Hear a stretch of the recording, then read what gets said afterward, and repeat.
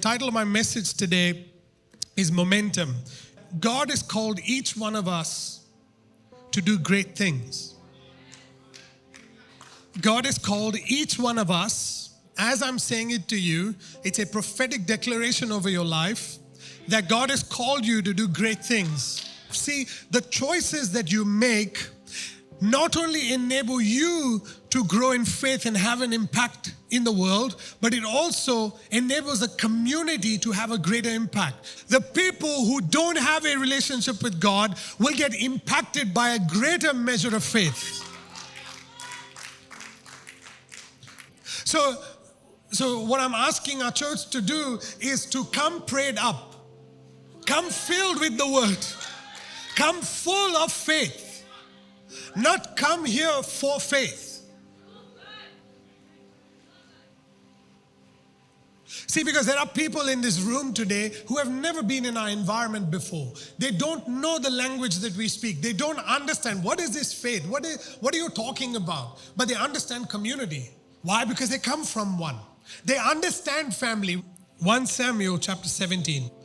So now, I'm just going to give you the context. So Israel is now in the valley of Elah, and Goliath has been taunting Israel, just listen to this, for 40 days. For 40 days, this guy is coming up and saying, send me your best warrior, and we can decide this battle now. 40 days, I mean, he is persistent. And so Israel has been running from him. Every time he approaches, Israel runs away, right? Now, verse 17 says this.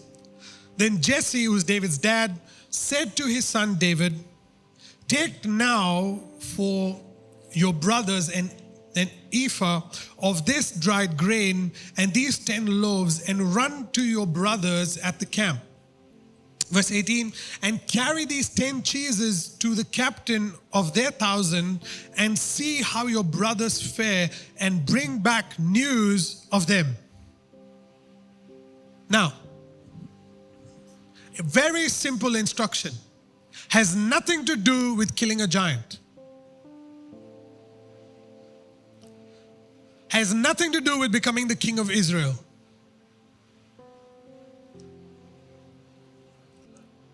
You came into this room without realizing why God brought you here.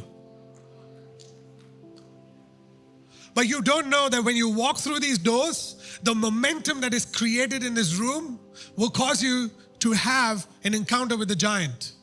And that giant has been taunting you for 40 days.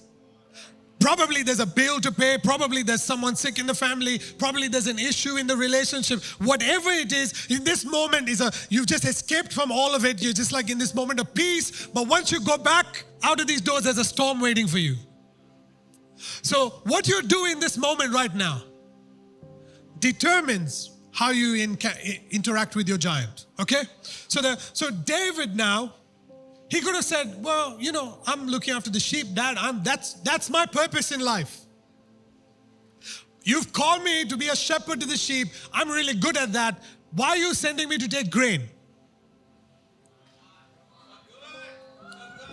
See, the first thing that I want to tell you, we create momentum by our swift obedience to the leading of the Holy Spirit in our lives. You create momentum by your obedience, not by your negotiation, not by your explanation of how you need a breakthrough in your life. You need a breakthrough in your life? What is God leading you to do? That's the first thing. Verse 20, so David rose early in the morning, left the sheep with the keeper. Responsibility. He has responsibility.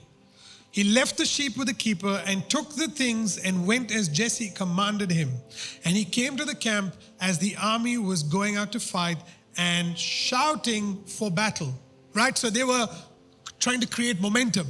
They were psyching themselves up to go now and face the giant. But every time the giant comes, they all run away. David's father, listen to me very carefully. David's father did not know what he was setting his son up for. He just wanted some news. Spill the tea, bro. What's the goss? Let me know what's happening to my sons. Are they alive or dead? David, go bring some news and come back to me.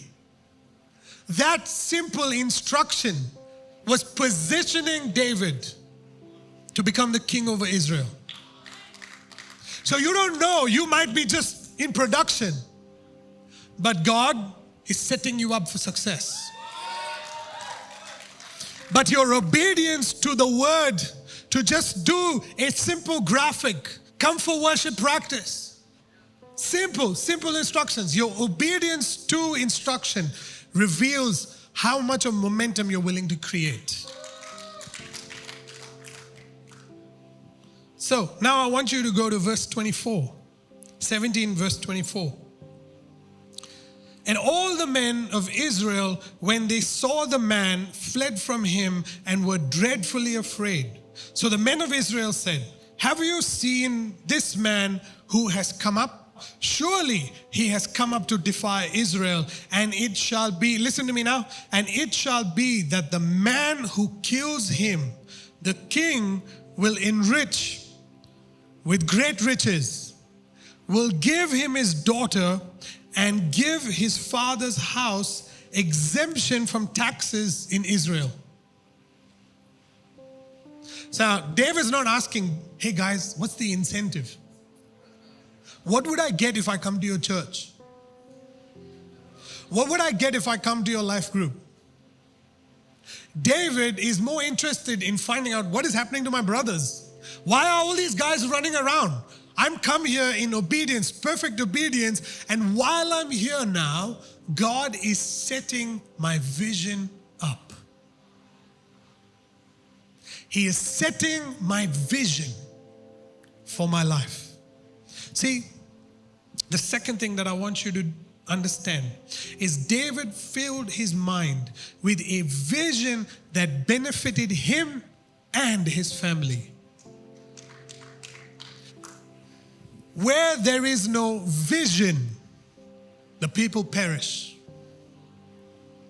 When you have that vision in your mind, it will cause you to look at your giant as something that is achievable.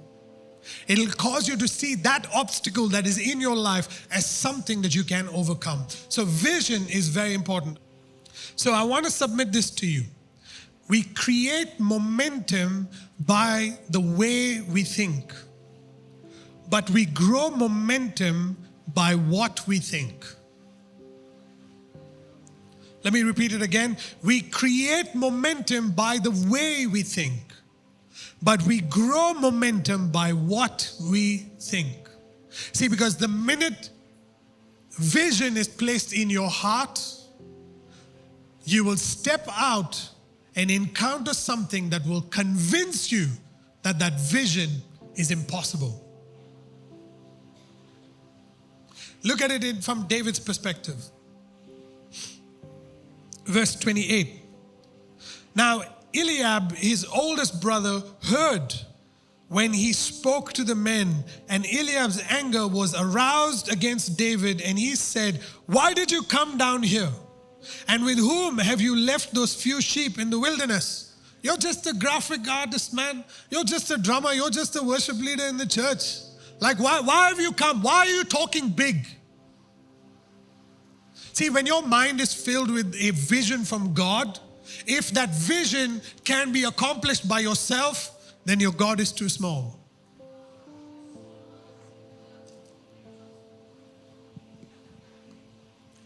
If the vision that God has placed in your heart is impossible to achieve unless you are in a community, then your God has given you the vision.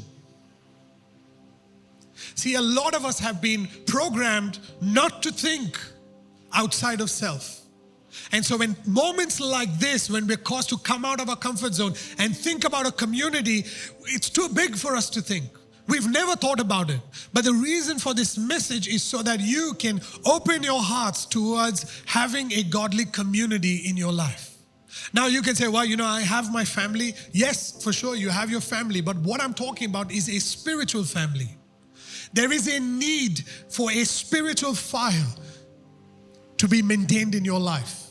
And this community maintains your spirituality so that when the time comes, the Spirit overtakes, empowers the flesh to overcome the giants in your life. So the third thing is that David created momentum by overcoming, listen to me very carefully, overcoming resistance within the family. God uses community in amazing ways. And we think that resistance within a church community is a bad thing. But resistance within a church family, a community, causes you now to get stronger in your vision. See, community is not only there to say, you're such a good guy. You do everything right. And although you might be doing everything right, community exists to make you stronger. That's how I would like to put it. It causes you to mentally become stronger. A lot of us come to church because we want people to say yes to us. I go to that church because they hug me, they say yes to me, they pray for me. Every time I have a prayer request, they pray for me, and the pastor comes and sees me, and then the church leaders come and say hi to me, and me. If it doesn't happen now, I'm going to go out. I'm not going to come to that church. But we must understand what God is trying to say to us. He's revealing to us through David's life that his own brother, who we might think had an evil heart, was actually making him stronger in the vision, because that vision needed momentum before he went to see the giant. See, the community that God has placed you in, if there's resistance in the community, the purpose of that resistance is to get you ready so that when you face a greater resistance, you have a greater measure of faith, and there's a greater momentum in your life for you to overcome the giant outside of these doors. So we must understand, through all these points, David is creating, he's building momentum. Now, the fourth thing, verse 38 and 39. So Saul clothed David with his armor, and he put the bronze helmet on his head. He also clothed him with a coat of mail. David fastened his sword to his armor and tried to walk, for he had not tested them. And David said to Saul, I cannot walk with these, for I have not tested them. So David took them off. My fourth point is this: what worked for someone else may not necessarily work for you. See, the armor that King Saul had was too big for David. I want you to know this. The little things that you were learning in the community, in your church community, in your family, the little things are the things that God uses as weapons when you face bigger giants outside of these doors. Let's go to verse 48. 1 Samuel 17, verse 48. This is the interaction. So when the Philistine arose and came and drew to meet David, listen to this, that David hurried and ran toward the army to meet the Philistine. He didn't hurry to the church with a prayer request. Think about what I'm saying. We're talking about momentum. Every step, obedience. All the steps that he was going to was building momentum, was building faith on the inside of him. And when it came to a point where now he could not wait to face his giant. I would love to submit to you that when you're part of a corporate faith, a corporate gathering that is full of faith, even though the banks are calling you, you can't wait to meet them the next day. You can't wait to go to the hospital and pray for the sick. You can't wait to see that person that is in a wheelchair or sick come out of that wheelchair or that bed. You can't wait for it. Why? Is because you're not depending on somebody else's faith. Now everybody's faith created a momentum for you that you're running towards the storm rather than running away from it. Momentum, the fifth one. Momentum builds faith to do the impossible. David ran to meet his enemy. We often think that David went to the river and he picked up these little pebbles, but the Bible doesn't say pebbles. He picked up smooth stones. And I was watching a historian talk about the kind of pebbles, talk about the kind of stones that David used, and they were like little cannonballs. They were like small cannon, like just a little bigger than a cricket ball.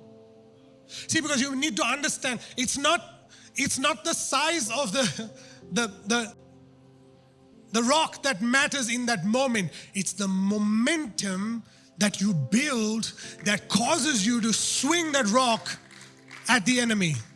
See, it's not the some people can pray for the sick without even using a word.